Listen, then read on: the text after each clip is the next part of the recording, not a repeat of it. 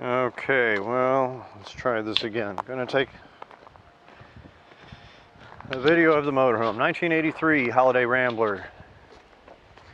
68,000 miles on the coach in its entirety. The engine was replaced at 57,000 miles with a Jasper remanufactured Chevrolet 454. It's a overall very good, very solid, good old RV. I bought this about 4 years ago to give me a place to live in while I build a house up here in the country. I bought it in Fort Myers, Florida. Drove it up here about 700 miles over a day and a half, and it did just absolutely wonderful. Not a problem at all. Only delivered probably about 5 or 6 miles per gallon, but you know, I guess that's about what to expect out of one of these things. I've had cars that got the same back in the day. I had an Oldsmobile that got about exactly that, as a matter of fact. But it's a good old motorhome.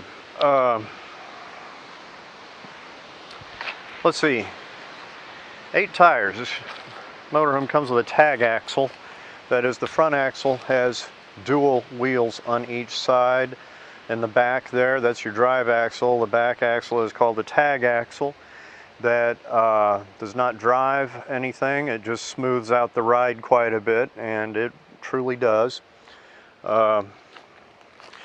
In here,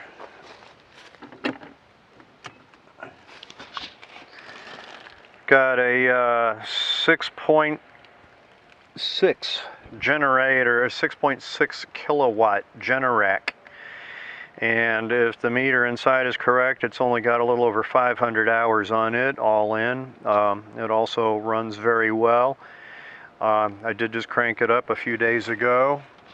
I did have to sort of force feed it some fuel. These RVs are designed so that it will not run you out of fuel from the gas tank. So once it gets down to about a quarter of a tank, the generator will no longer pull gas from in there. Keeps you from, you know, running out of gas somewhere out in the woods. This hatchet does lock. I just forgot to lock it up. I put a battery in there the other day. That does seal up, of course. Tires are in pretty good shape. They've got a lot of tread on them. They are, you know, a little bit aged, I guess. A little bit of weathering, I guess you'd call it. But lots of tread on them. No problem at all there. Also outside here at the back is a huge storage drawer that pulls out there in the bottom. I built this set of stairs just to make it easier to get in and out. There is a set of fold down stairs right there behind these, of course, integral to the motorhome. Well, come on inside. Inside, I guess right off the bat, we got the kitchen here on the left. Fully equipped, 4-burner propane stove. I do have the grills, that is the grates for the propane stove. I just took them off to run through the dishwasher. Dual sink, microwave. The water heater I put in not long after I bought this RV. It is a 6-gallon Suburban that runs on either gas, electric, or well, no, that's it. Propane or electric, either one. And both at the same time if you really want to get your water heated up in a hurry, I understand. I've always just run it on electricity. Up front, of course, the driver's compartment. I will say a couple things about this. I was told now when the engine was replaced, they did not reconnect up the air conditioning that would blow through the dash. So the no heat, no air conditioning, that whole system there is non-functional. For that matter, most of the gauges I don't trust if they work at all. The speedometer works, the odometer works, the gas gauge works. Other than that, I don't really trust anything up there. But it does. It cranks right up, runs great.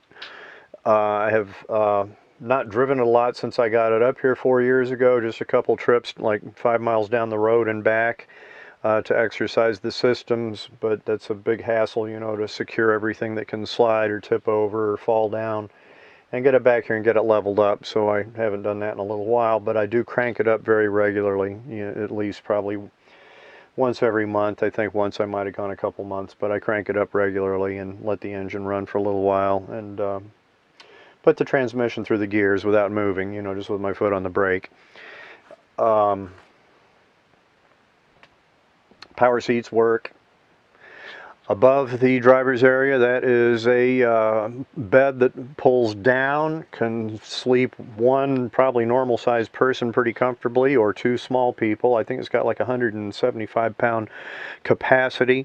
This couch here also folds down and folds out, sort of futon style, and makes a bed that would be kind of tight for two people to be intimate anyway, two people that like each other, let's put it that way. There is a table that pulls out here. This pulls out and folds out. I'm not going to move everything to do that, but there is a table that comes out here that would comfortably seat 4. There's also a table that pulls up and lays down right here. That's a nice little two-top. Pull that up.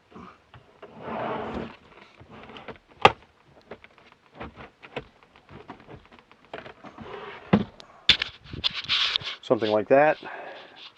Also plenty of overhead storage throughout this RV, just tons of storage. I didn't even realize myself till I started moving out of it here a few weeks ago how much stuff you can stash in here. Just cabinets for days, all kinds of things. The refrigerator is electric. I do have the original, they call it a 3-way refrigerator, works on 12 volt, 120 volt, or propane. I was told when I bought the RV it was working only on propane. It might need a control board, but I wasn't really interested in getting that running. I don't like the idea of generating heat to run my refrigerator when I wasn't here a lot. I see that as kind of a fire hazard. So I just bought an electric refrigerator. This is about 3.5 years old. Fits the compartment very well and gets the job done. Over here, propane stove, oven, I think I covered that, drawers, pull-out pantry right here. Very nice use of that space, very clever. Nice big closet, nice big closet. 2 doors for that. And even more storage as part of the closet. Drawers down here, drawers in here, overhead storage back here. I don't know if this is a queen size or full size bed, and I should know. I replaced this mattress myself about 3 years ago. It's a Sealy mattress, and it's pretty comfortable actually. It's all right. And here you got the bathroom. Nothing fancy as they go, but again, it gets the job done well. Toilet sink, it's a new faucet on the sink. Not that anything was wrong with the old one, it just looked really cheesy. It kind of matched the sink itself. And shower. And also plenty of storage in the bathroom. And under the sink as well. 2 rooftop air conditioners, both work very well. The front one I have receipts for as having been replaced I think about 10 years or so ago. The rear one, as far as I know, is original. I've got a whole binder here full of manuals that cover pretty much every system in this RV, and a lot of receipts for service and maintenance that has been done, including that receipt for the engine having been replaced at 57,000 miles. The awning was replaced not long before I bought the RV, and it works well too. I just have it at an angle here because it sheds the water better this way. There's nothing wrong with it. And I think that covers all the big stuff. So, any questions? Give me a call. I'll tell you everything I know, and I know this thing pretty much inside out.